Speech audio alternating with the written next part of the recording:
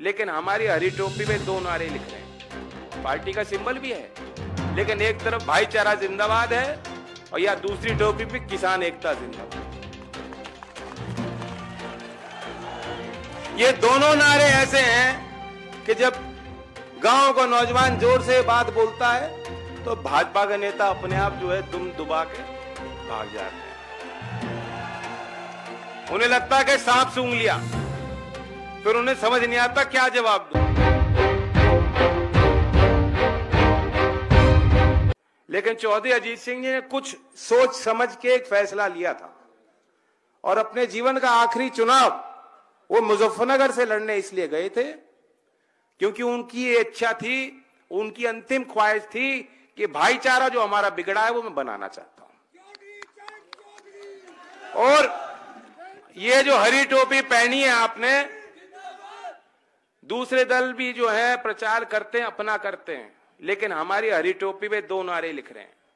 Party का symbol भी है, लेकिन एक तरफ भाईचारा जिंदाबाद है और या दूसरी टोपी पे किसान एकता जिंदाबाद।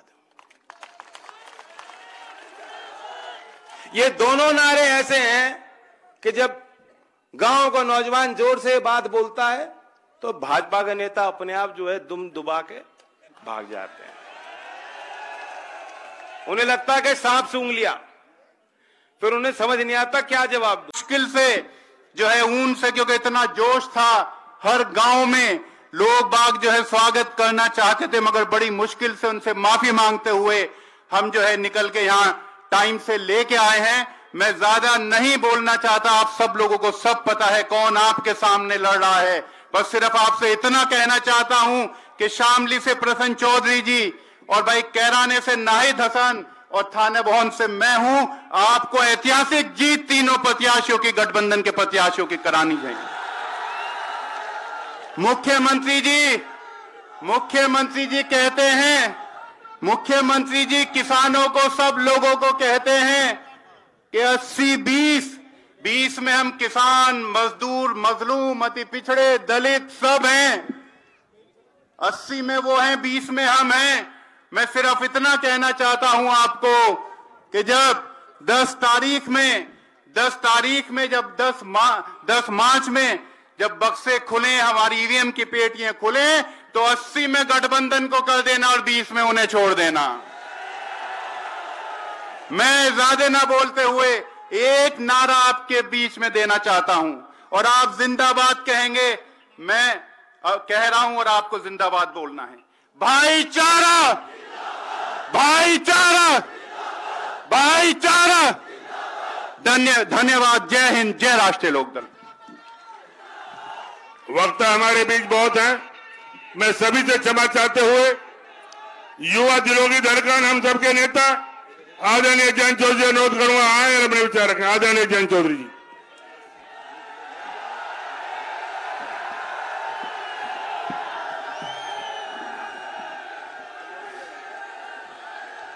मुझे लग रहा है काम तो हो ही गया, मुझसे क्यों बुलवा रहे हो?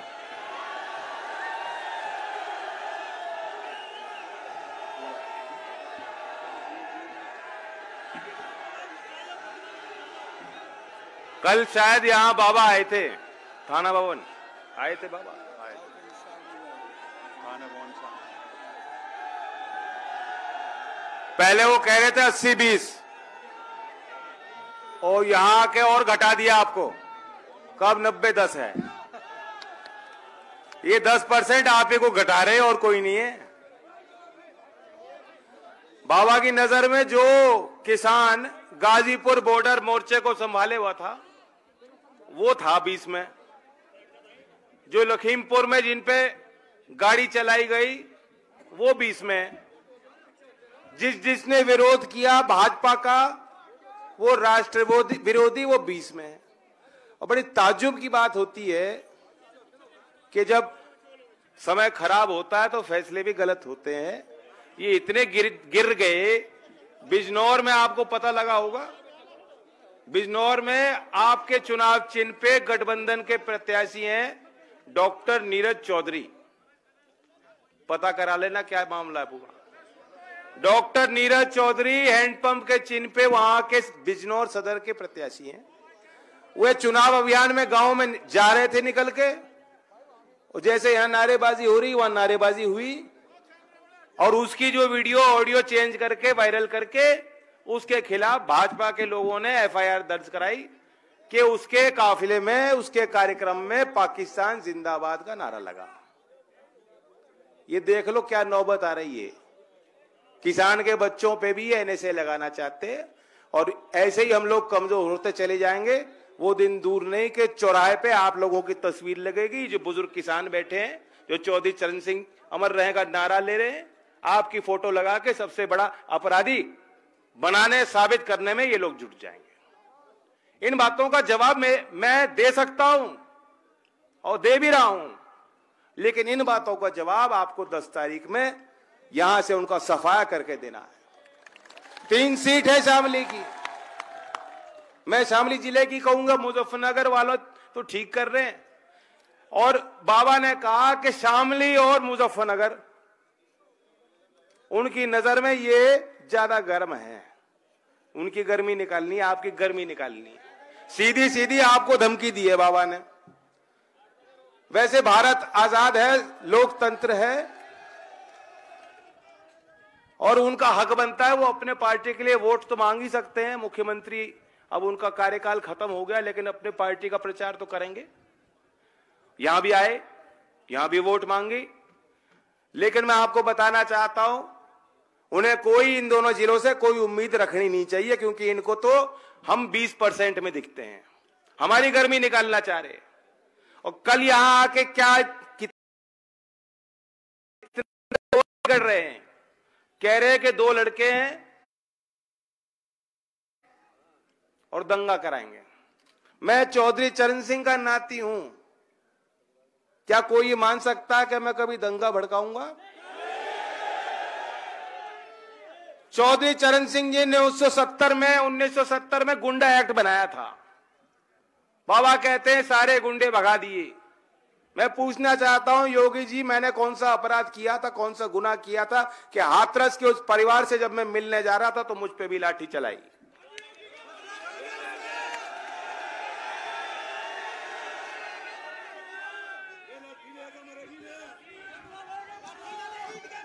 हमें इनसे कोई खैर नहीं, कोई गुरेज नहीं, वर्दी वाले हमारे भाई हैं। ये तो योगी जी ने आदेश दिया था वहां उन पर, हमारी तो उनसे लड़ाई है।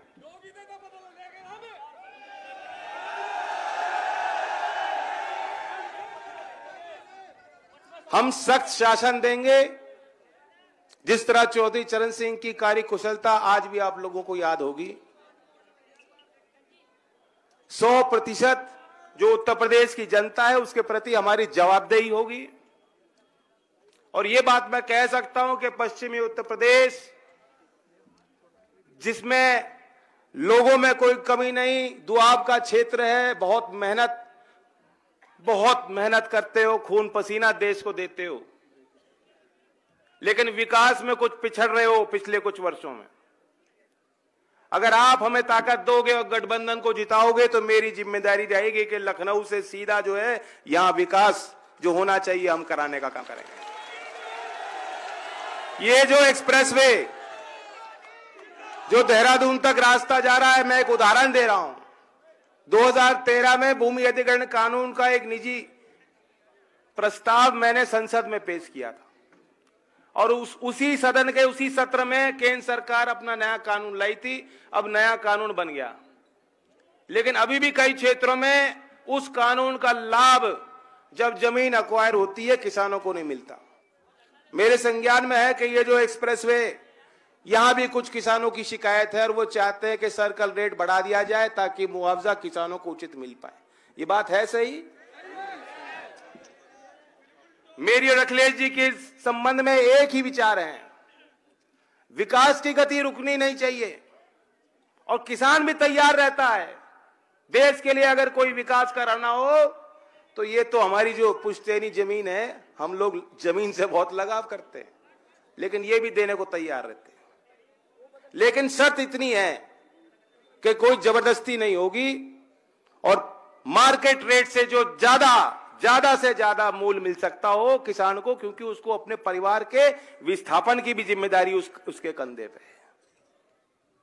और आप जान रहे हो कि इतनी क्रूरता का परिचय सरकार ने दिया, सब पे लाठी चलाई, भड़काऊ भाषण दिए, लठमार शासन दिया, और किसानों को क्या दिया? आपके हाथ में बैटरी वाली टॉर्च पकड़ा दी, दूसरे हाथ में लठ पकड़ा दिया, कहा खेत में तार लगाओ, रात भर पहरेदारी करो, और बीच बीच में वो अपने दूध भेज देते हैं वहां गोरखपुर से बाबा जी के जाके इनके खेत देख के आओ, थोड़ा चर के आओ।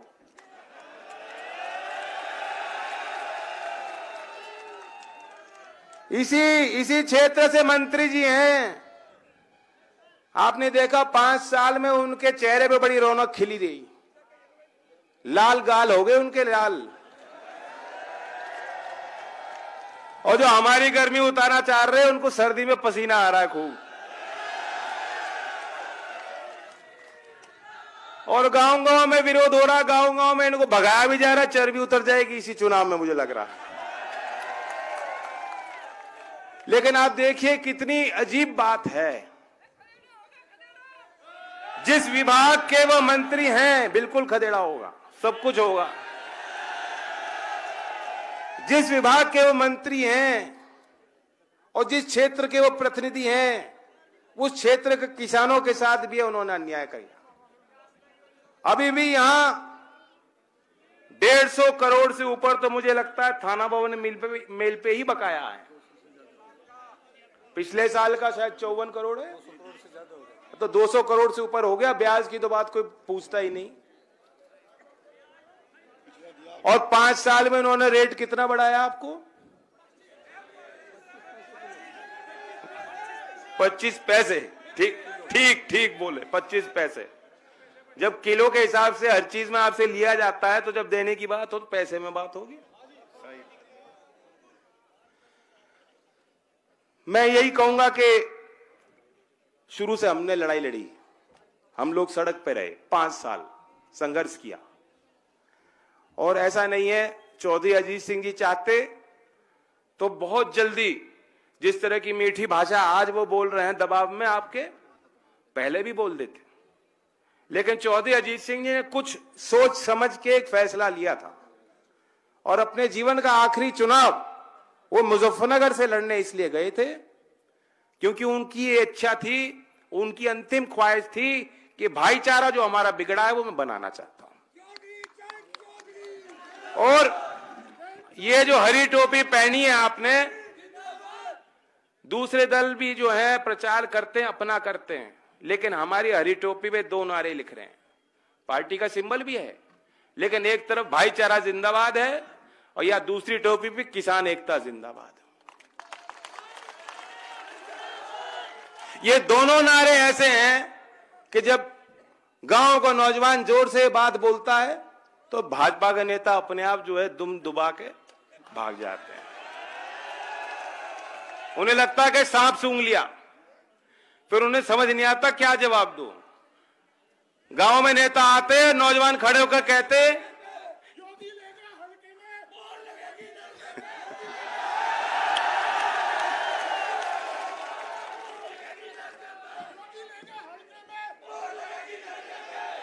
तो जहां तक गन्ने की बात है, लाभकारी मूल्य किसानों को मिले। आपकी जमीन अक्वायर हो रही है तो उचित मूल्य मिले, मंडी पे अच्छा भाव मिले, समय पे भुगतान हो। और ये जो नौजवान हैं जो इतने जोश और उत्साह के साथ इस कारवां में लगातार जुड़ रहे हैं और ताकत दे रहे हैं, कुछ ना कुछ इन्हें विश्वास दिख रहा है कि जब मैं और अखिलेश जी मिलके मेज पे बैठ के काम करेंगे, कलम का प्रयोग होगा, तो उसका सीधा लाभ यहां शामली जिले के और मुजफ्फरनगर जिले के नौजवानों को मिलेगा। ये हम 20% जो योगी जी मान रहे हैं कि 20%, 80-20, 20 वाले हम हैं। योगी जी मेरी आंख में आंख मिला के देख लो। अच्छा, चुनाव में शायद गोरखपुर तो जाओगे आप, मुझे लग रहा है। योगी जी मुझसे आंख से आंख मिला के 80-20 की बात एक बार कह के दिखाओ। मैं हूं 20 में, मुजफ्फरनगर और कैराना का हर नौजवान उसी 20 में है। हिम्मत है बाबा, हिम्मत है तो मैं चलूंगा, आपके घर भी आने को राजी हूं। एक बार मुझे अपने ड्राइंग रूम में बैठा के यही बात दोहरा के दिखाओ 80-20 वाली।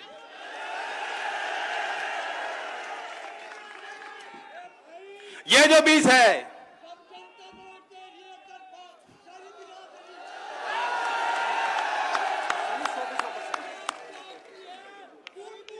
वही मैं कहना चाह रहा था। ये जो 20 नहीं है, ये 20 नहीं है, ये 100 तक पहुंचाना है। ये 20 को 100 तक पहुंचाना है। और जिन लोगों ने हिम्मत की है कि यहां आके इसी जमीन पर आपको धमकी देके जा रहे हैं कि गर्मी निकाल दूंगा,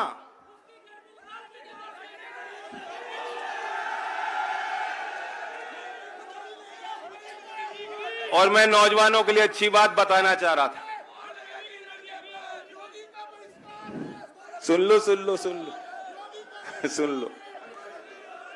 विकास की भी बात हुई। मुझे याद है इसी रास्ते पे हम लोग पैदल चल के गए थे, और हमें ताकत मिलेगी तो उस तरह से आपको संघर्ष करने की जरूरत नहीं पड़ेगी सड़कें बनाने के लिए।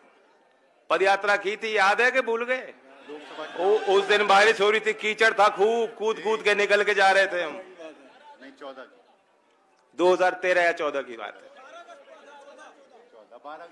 लेकिन अब सड़क बनाने के लिए आपको इतना संघर्ष नहीं करना पड़ेगा। तो विकास तो जानते ही हो आप, पूरे प्रदेश की सरकार उसके मुख्य बिंदु में ये क्षेत्र रहेगा। लेकिन मैं नौजवानों के लिए खास बात बताना चाह रहा हूं कि कल माठ क्षेत्र में एक संयुक्त हमारी रैली थी और उसमें घोषणा हुई है। हमने अपने लोक संकल्प पत्र में भी इसको जोड़ा था। लोक संकल्प 2022 में प्रमुखता से इस बात को लिखा था कि नौजवानों को नौकरी हमें दिलानी है। वो कैसे मिलेगी? भर्ती समय पे हो नहीं रही, भर्ती की प्रक्रिया इतनी खराब है, इतनी जटिल है, उसमें इतना भ्रष्टाचार है। उसकी भी जांच पड़ताल होगी तो पता लगेगा। ये जो लोग कहते हैं हम लोग ईमानदार है, चूंकि हमारा परिवार नहीं, ना आगे ना पीछे, सबसे भ्रष्ट यही लोग निकलेंगे, यही लोग पाए जाएंगे अगर जांच हुई तो। क्योंकि परिवार वाले लोग ईमानदार होते हैं। ये मेरा परिवार है, और जब तक ये परिवार मेरे क्षेत्र का किसान और मजदूर और गरीब ईमानदार रहेंगे तो मैं भी ईमानदार रहूंगा। मैं ऐसे पलट नहीं सकता, कितना ही दबाव डाल लो।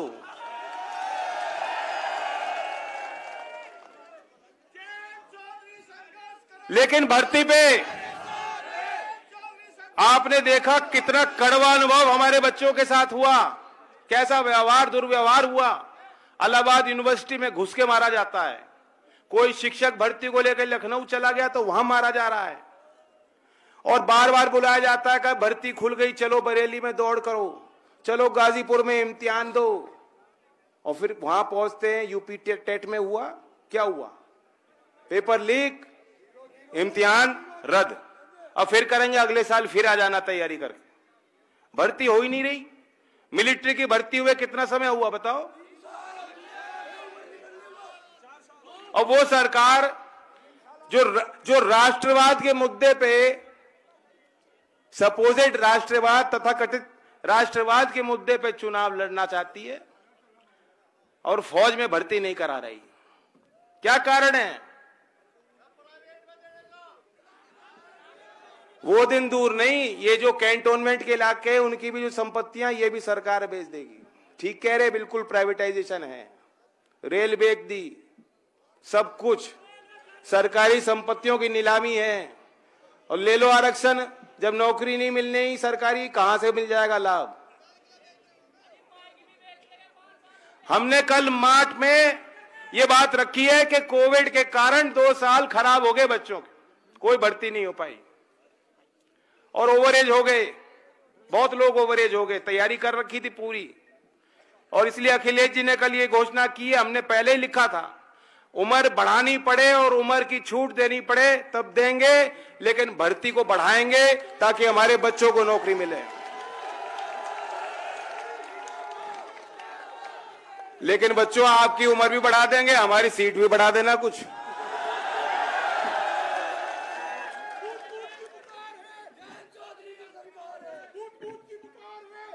अब मैं अशरफ जी के बारे में 2 शब्द कहना चाहता हूं। बहुत ही भला नौजवान है और मैं जानता हूं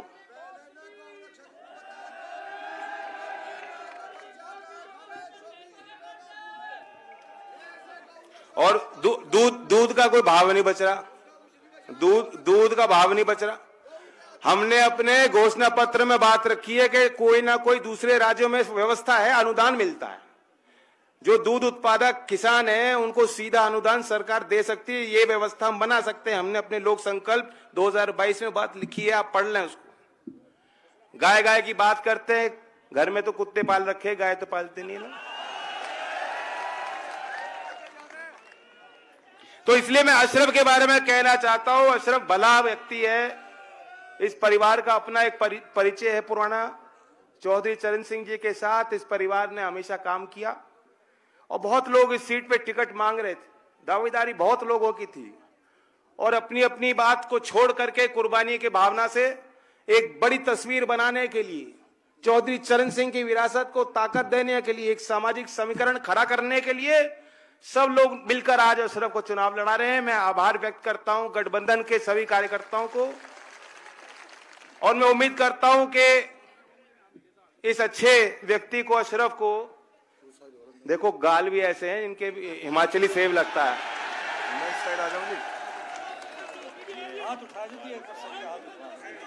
और अपना प्रसन्न भी है,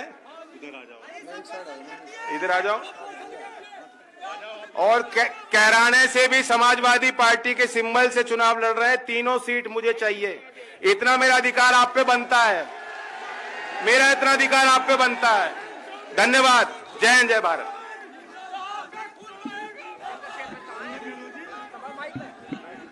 अभी हमारी आज की सभा के अध्यक्ष जी भी बोलेंगे। 1 मिनट में आपसे ये नोट करूंगा कि जयंत चौधरी यहां से अपने 4 कार्यक्रम और लगे हुए उनमें जाएंगे। यहाँ जो हमारे युवा नौजवान आ गए हैं, ये कोई रास्ते में बाधा उत्पन्न न करें, वो गाड़ी में अपने आप बैठे और कोई भी गाड़ी उनके साथ पीछे यहाँ से आगे न जाए।